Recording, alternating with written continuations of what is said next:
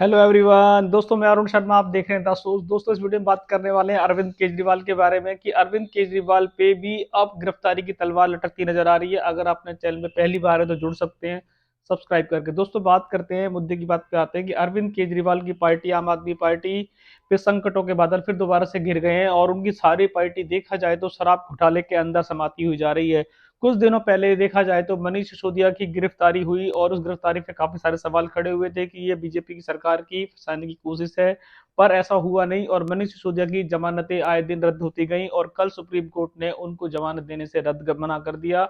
और कल एक बात निकल के आई कि उस बात में पैसे की लेन देन को माना गया और अब इस साल तो उनकी रिहाई के उम्मीद तकरीबन खत्म हो चुकी है और अब आने वाले नए साल में शायद कुछ उम्मीद जाग पाए। अब ये सियासी तलवार संजय सिंह को लेकर भी घिरी थी। संजय सिंह फिलहाल जेल की हवा खा रहे हैं और अब देखा जाए तो पार्टी के चीफ अरविंद केजरीवाल जो बड़ बोले जाते हैं और उन्होंने कभी भी ये नहीं माना कि उनकी पार्टी से किसी से गलती हुई है, पर वो हमेशा अपनी पार्टी को कवर करने की कोशिश करते रहे।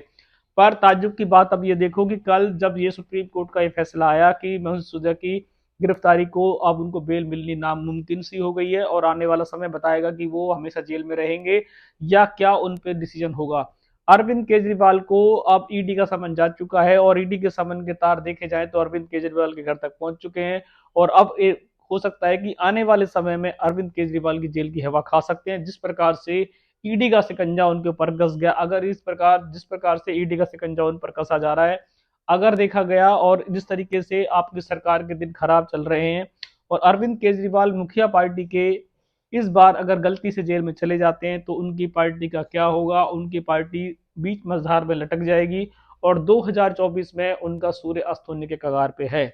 बीजेपी की वो कहते हैं कि शरारत है और बीजेपी के उनके प्रवक्ताओं में काफी देखा जाए तो घमासान जारी है। आपके प्रवक्ताओं ने बीजेपी में काफी हमले बोले हैं और बीजेपी के प्रवक्ताओं ने कहा है कि सबसे भ्रष्ट सबसे करप्ट पार्टी अरविंद केजरीवाल की है और उसको किसी भी सूरत में बाहर नहीं रहना चाहिए। और अब देखा जाए तो उनके पास एक ही लीडर बचा था अरविंद केजरीवाल, जिसके ऊपर पूरी पार्टी का संविधान पूरी पार्टी चल रही थी। अगर मुखिया ही जेल में चला जाएगा तो शायद पार्टी का निस्तनाबूत हो जाएगी और बीजेपी की इस बार 2024 में जीतने की एकदम राह आसान हो जाएगी। जिस प्रकार से दिल्ली में वो कभी भी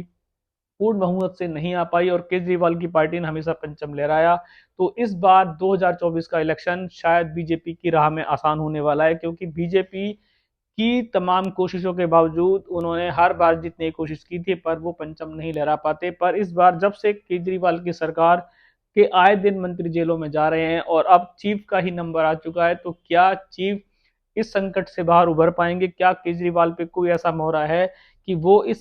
शराब का जो घोटाला हुआ है इसके लंबे तार पाए जा रहे हैं और अगर केजरीवाल किसी भी तरीके से लिप्त हुए तो शायद उनकी पार्टी का यही सूर्यास्त हो जाएगा और उनकी पार्टी आगामी इलेक्शन में शायद गिनी चुनी सीटें भी ना ला पाए। भले ही बीजेपी उन पे हमलावर है, भले ही आपकी पार्टी के प्रवक्ता आपस में सफाई एक दूसरे को दे रहे हैं, पर कोर्ट की सूरत में अगर ईडी का समन केजरीवाल को जाता है और केजरीवाल को इन दिनों ईडी के साथ अगर कुछ दिन बिताने पड़ जाते हैं तो ये उनकी पार्टी के लिए डूबता जहाज की तरह होगा और केजरीवाल के सारे पत्ते बिखर के सामने आ जाएंगे, क्योंकि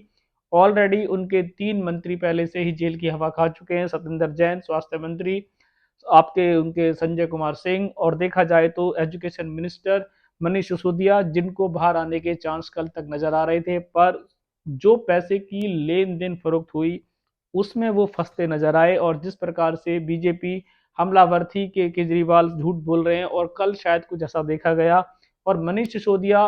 किनकी उम्मीदें कल एक आस में टिकी हुई थी कि शायद कोर्ट उनको किसी भी तरीके से बरी कर देगा, पर उनकी सारी उम्मीदें पानी में बह गईं और किसी भी तरीके से उनको अब फिलहाल इस साल बाहर आने के चांस खत्म हो चुके हैं। और इसी के दौरान दूसरी घटना ने रूप ले लिया कि ईडी ने केजरीवाल को सम्मन जारी कर दिया और पार्टी के चीफ को जब सम्मन मिला तो बौखलाहट बाहर आई और केजरीवाल ने साफ कह दिया कि मुझे बीजेपी जेल में डालना चाहती है, मुझे ये करना चाहती है।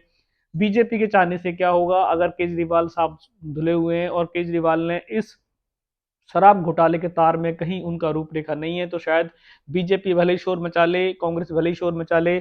कोर्ट की नजरें उनके ऊपर बनी रहेंगी और वो साफ बाहर आ जाएंगे। पर अगर जिस प्रकार से मनीष सिसोदिया भी अपने आप को ऐसे ही कहते थे, पर मनीष सिसोदिया भी एक बार जब से अंदर गए उनका बाहर आने का रास्ता साफ नहीं हुआ।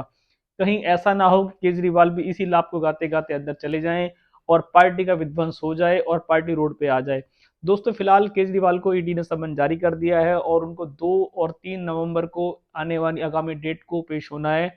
अगर ईडी उनके इस जवाल सवाल से अगर उनको कुछ राहत मिलती है तो शायद वो बच सकते हैं, और ईडी के अगर सवाल से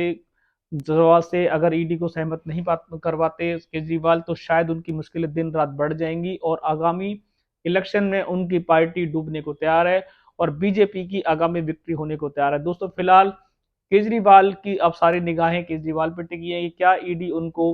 अंदर कर पाएगी या उनको जेल होगी या कुछ सवालों के जवाब देकर वो बाहर आएंगे। दोस्तों हमने उस टीम के साथ पूरा रुझान बनाया हुआ है केजरीवाल के ऊपर, आपकी पार्टी के ऊपर। क्या आने वाला समय केजरीवाल के लिए संकटों से भरा होगा, हम इस रुझान पे काम करेंगे।